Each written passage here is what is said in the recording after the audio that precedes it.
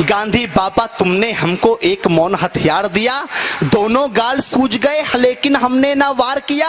आदर्श तुम्हारे जिंदा है, बड़े महान हो तुम बापू, संपूर्ण विश्व में इस भारत की एक पहचान हो तुम बापू। अगर आपने चाहा होता तुम भी ऐश ले सकते थे, देश बेचकर अंग्रेजों से मोटा कैश ले सकते थे, स्वदेशी का नारा देकर दिन भर चरखा चलाते थे, देश का खर्चा ज्यादा ना हो आधा लैंप जलाते थे।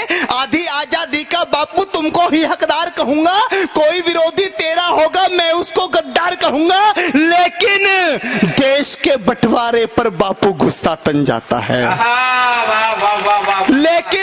लेकिन देश के बंटवारे पर बापू गुस्सा तन जाता है, गुस्से के बदले किसी गौड़ से का मंदिर बन जाता है। अरे भारत माता की छाती पर, भारत माता की छाती पर चलता आ रहा रुका नहीं, सन 47 का बापू तुमसे बंटवारा रुका नहीं, सन 47 का बापू तुमसे बंटवारा रुका नहीं। तुमने तुमने तुमने तुमने बापू बोला था ये शाख नहीं छटने दूंगा, अरे इंच इंच कट जाऊंगा पर देश नहीं बटने दूंगा।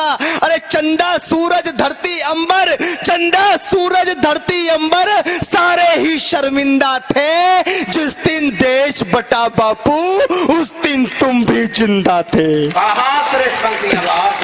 चंदा सूरज धरती अंबर सारे ही शर्मिंदा थे, जिस दिन देश बटा बापू उस दिन तुम भी जिंदा थे। वैसी दरिंदों के हाथों से महिला हुए खिलौने थे, कविताओं में क्या बतलाऊं कृत्य कितने घिनौने थे। 40 लाख मृत लोगों का जिम्मेदार किसे लिखूं, देश बांटने वालों में बोलो गद्दार किसे लिखूं। और कितनी थी आंखें जो रोते रोते पथराई थी, पूछ रही लावारिस लाशें जो कुत्तों ने खाई थी, पूछ रही लावारिस लाशें जो कुत्तों ने खाई थी।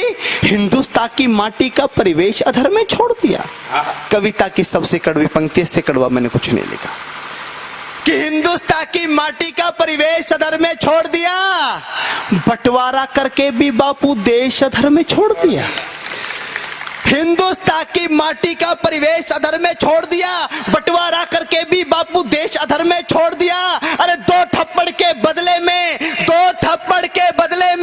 एक थप्पड़ तो मारा करते, अरे बंटवारा भी करना था तो ढंग से बंटवारा करते। क्या बात है, बात